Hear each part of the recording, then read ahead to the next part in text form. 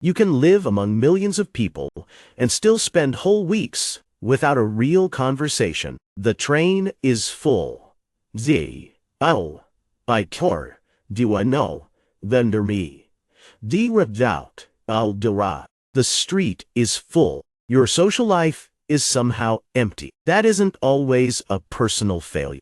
Much of the city removes the small, repeat contacts that turn strangers into people you know. First, look at where that friction comes from. Then we can look at the old social machinery cities quietly removed. A lot of modern city life splits your day into sealed compartments. You sleep in one area, work in another, buy food somewhere else, and look for fun in a fourth place that takes planning to reach. Each trip solves a task. None of them asks you to stay. Picture a normal weekday. You leave your building, head to transit or your car, arrive at work, then reverse the same route when your attention is already gone. Even if you pass the same people, you are both in transit. You are not there long enough to become familiar. Distance does more than use time. It drains the spare attention that contact needs, because talking to someone new takes a bit of effort, even when you want to do it. By the time you get home, your brain wants low input. You order food, open a screen, and stay inside. That response makes sense. The city has already spent the part of you that could have wandered into a small conversation. Small apartments add another layer. They often turn home into the place where you sleep, work, eat, recover, and store all the things you own. You don't leave because home feels social. You leave because the room has stopped feeling like a room. But leaving still comes with a decision. Where do you go?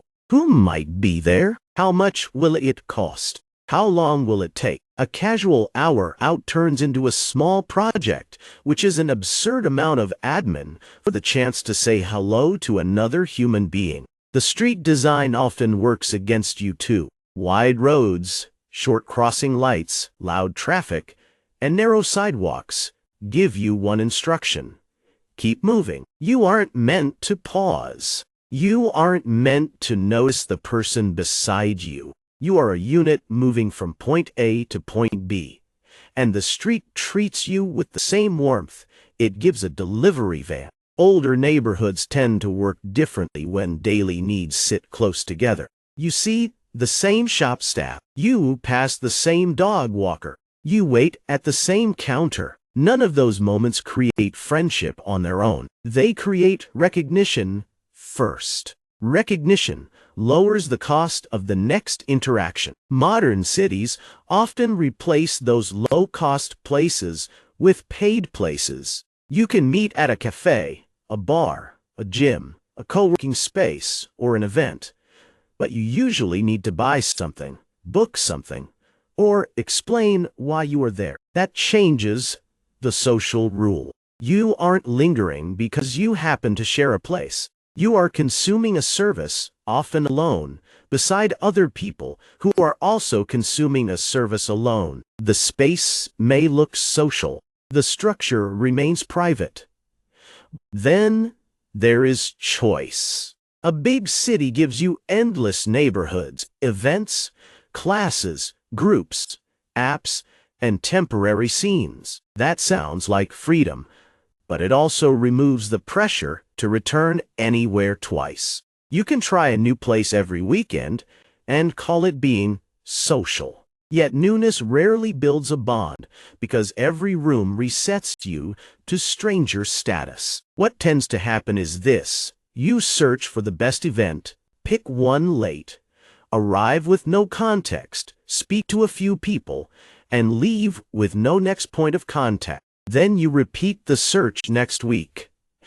That is not a social system.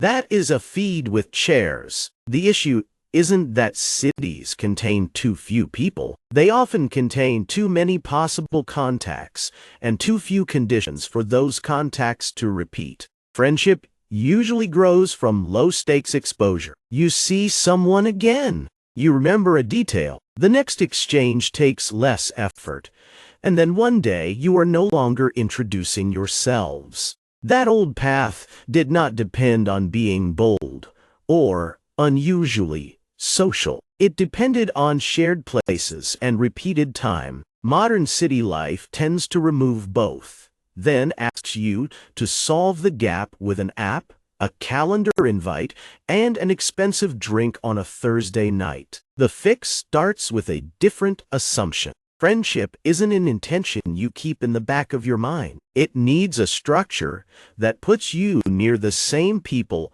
often enough for contact to become normal. Think of a social circuit like a route that keeps carrying current through the same points. You need to force a deep talk on day one. You need a route that makes the second, third, and 10th small interaction likely. Start with one anchor place near where you live. It could be a library, a gym, a park, a cafe, a class, or even a small shop where people actually pause. Pick somewhere you can reach on foot without turning the trip into another item on a logistics list. The place matters less than the return rule. A great cafe you visit once a month won't do much, while an ordinary place you visit at the same time each week starts to build recognition. Set a fixed window. Same day, same time, same route for 6 weeks. Tuesday at 7 p.m. Saturday at 10. The point isn't to create a perfect ritual that collapses the first time your calendar gets annoying. You're installing a default, so you don't have to solve the question of where to go when you're already tired. Then use a small contact protocol. First, notice people you see more than once. Next time, greet them. After that, ask one plain question tied to the shared place. Do you come here most weeks? Have you tried that class before? Is this spot always this busy? Keep it light. Well, you're not trying to convert a stranger into a close friend beside the printer or halfway through a workout. On the next return, use the detail they gave you.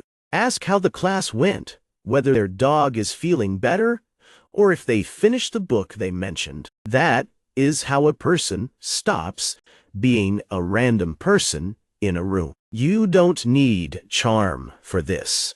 You need memory and a reason to return. Choose one recurring group with a clear task: a volunteer shift, a run club, a language class, a board game night, a choir, a community garden. The task does some of the social work for you because you aren't required to invent a reason to talk. Avoid broad networking events if your aim is friendship. Those rooms turn every exchange into a vague pitch, and everyone leaves wondering whether they should follow up with people whose last names they barely caught. A task gives you shared material. You can ask what needs doing, compare notes, solve a small problem, then speak again next week. Conversation has an entry point, which removes most of the awkwardness people blame on themselves. You also need an exit constraint. Pick the nights when you leave work at a set time, and pick the point when you leave home before screens and fatigue close the door.